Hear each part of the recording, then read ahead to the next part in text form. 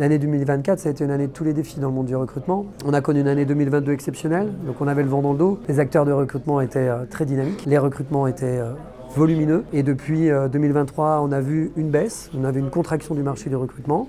Un premier semestre 2024 où on sentait que ça commençait à baisser. Depuis juin 2024, une vraie précipitation vers la baisse du volume global des recrutements au niveau national.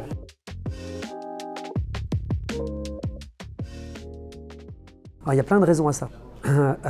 Il y a des raisons, déjà la raison principale c'est que les sociétés n'investissent plus ou n'investissent beaucoup moins, et investissent différemment. Plusieurs raisons à ça. Première grosse raison, c'est qu'on a une crise économique qui est mondiale. On a une guerre en Ukraine qui a été compliquée puisqu'on a eu une augmentation très forte du coût de l'énergie au niveau européen et au niveau français. On a aussi des approvisionnements qui ont augmenté, enfin les coûts des matières premières ont augmenté, les approvisionnements qui ont été beaucoup plus difficiles, donc du coup les prix des matières premières ont augmenté. Donc on a un coût global pour les entreprises qui a été plus important. Vous rajoutez à ça une inflation très forte en 2022, qui est en diminution sur les 2 années qui suivent, c'est-à-dire 2023-2024. Mais on a des salaires qui étaient à la hausse, mais qui ne gommaient pas l'inflation, donc des demandes internes et aussi des demandes externes au niveau national qui ont été en baisse. Donc un contexte économique compliqué, des demandes qui baissent, des coûts pour les entreprises qui augmentent, donc des rentabilités beaucoup plus faibles, amènent bien évidemment un durcissement au niveau des achats, au niveau de la rentabilité des entreprises et donc des décisions qui vont être beaucoup plus difficiles à prendre. Vous rajoutez ça à un contexte politique national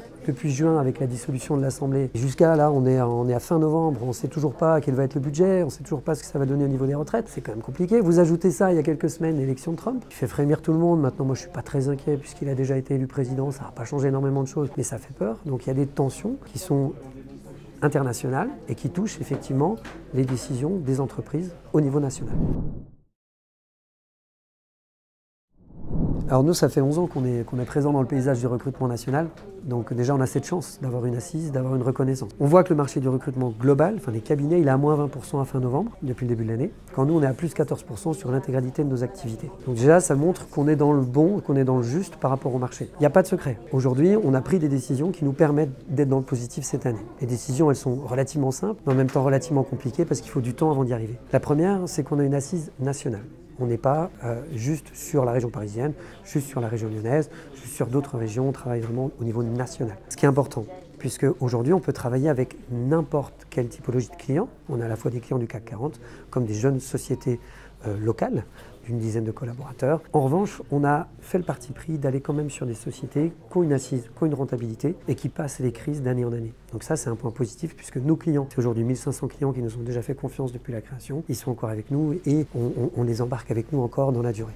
Donc ça, c'est un point qui est très positif. Nos marchés sont très verticaux, c'est-à-dire qu'on a une ultra spécialisation dans chaque secteur, à la fois l'informatique, nos consultants sont spécialisés sur des domaines bien précis et des secteurs géographiques bien précis. Ça, c'est très important pour nous d'accompagner au mieux nos clients, mais aussi nos candidats. On voit que les candidats, ils ont besoin de parler à des gens qui comprennent leur marché, qui comprennent leur métier, c'est ce qu'on fait au quotidien. En plus de ça, on investit énormément sur ce qu'on appelle, nous, notre R&D interne, c'est-à-dire une équipe dédiée à la recherche de candidats. On a une base de données qui est plus importante que certains job boards.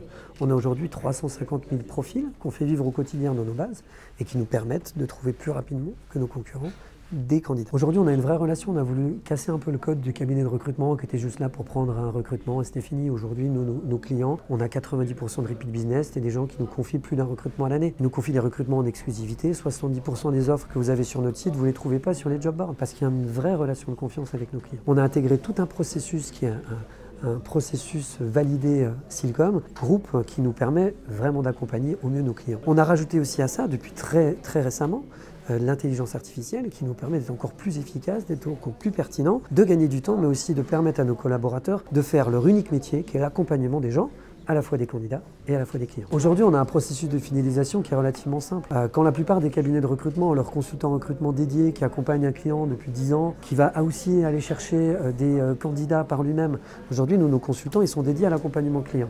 Nos chargés de recherche sont dédiés à la recherche de candidats. Donc c'est très simple. Quand vous perdez un collaborateur, puisque c'est le jeu, il y a du turnover comme dans toutes les entreprises, vous ne perdez pas la double compétence. C'est-à-dire que quand vous repluguez la machine d'accompagnement client, elle est beaucoup plus rapide en remettant en marche, puisque vous n'avez pas perdu la double compétence. En plus de ça, on a aujourd'hui des experts, des seniors, des managers qui vont être là pour accompagner aussi nos clients et qui, eux, vont perdurer dans le temps. Moi-même, je m'investis dans la relation client pour être sûr qu'on fait du bon travail, de voir comment on peut s'améliorer et puis de maintenir cette relation, peu importe le turnover possible de l'entreprise dans la durée. Alors la question du quel est le secteur qui marche, elle est très compliquée. Parce qu'en fait, sur un même secteur, des fois vous ne savez pas pourquoi, vous avez une société qui fait exactement la même chose, il y en a une qui cartonne, et il y en a une autre qui va faire faillite. Parce qu'il y a des sociétés, effectivement, qui ont mal géré leurs investissements, qui ont mal géré leur trésorerie, et qui malheureusement vont mourir parce qu'ils n'ont plus assez de cash pour passer ces moments difficiles. Donc cette réponse, elle est très compliquée. C'est pour ça que nous, chez nous, on va analyser nos clients. On ne va pas seulement dire, ok, tu as un besoin, on va t'accompagner. On va regarder s'il est en capacité de nous payer. On va regarder s'il est en capacité aussi de nous faire appel à nous plusieurs fois. Après, si on revient vraiment dans la globalité sur les secteurs d'activité, il est certain qu'aujourd'hui, l'industrie notamment de l'énergie, quelle que soit la typologie d'énergie, plutôt énergie verte et durable, ça a le vent en poupe. Donc vous avez des sociétés qui vont quand même être très positives dans ces secteurs d'activité-là. Le service est un petit peu en baisse. La plupart des domaines industriels, notamment l'automobile, est là aussi en baisse. Mais encore une fois, on est plutôt dans une logique de rationalisation des coûts pour ces entreprises-là. Et vous trouverez quand même dans ces secteurs d'activité des sociétés qui fonctionnent. Donc c'est très difficile de répondre à cette question. Alors le freelancing, il n'est pas nouveau, hein. Moi ça fait 20 ans, on faisait déjà travailler des travailleurs indépendants. Ça existe depuis déjà très longtemps, il faut arrêter cette idée que c'est nouveau. En revanche, il y a eu une accélération en 2020, pendant la crise du Covid, où tout le monde s'est dit on peut travailler à distance et ça marche bien. Donc ça marche bien, dans les entreprises l'ont bien compris, elles le mettent en place. En revanche, effectivement, quand on est dans une politique de rationalisation des coûts dans une entreprise, malheureusement, les premiers qui sautent, si on peut dire ça comme ça, ce sont les personnes externes, puisqu'on préfère capitaliser sur les personnes en CDI. Donc il y a un ralentissement de la croissance de ce marché-là en ce moment. Mais ce qui est génial avec le marché des freelances, c'est que c'est souvent le premier qui repart.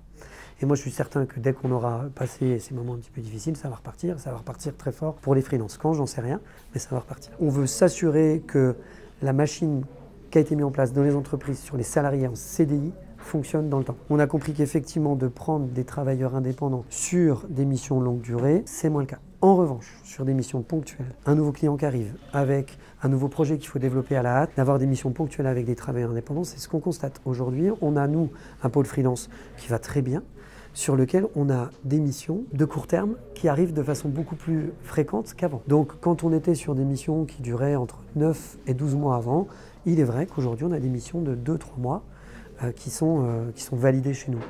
Après, bien souvent, ces missions de 2-3 mois, elles sont transformées, elles sont reconduites, mais on est dans une phase qui est tellement instable que les clients préfèrent se dire on part sur 2 mois, on voit ce que ça donne après.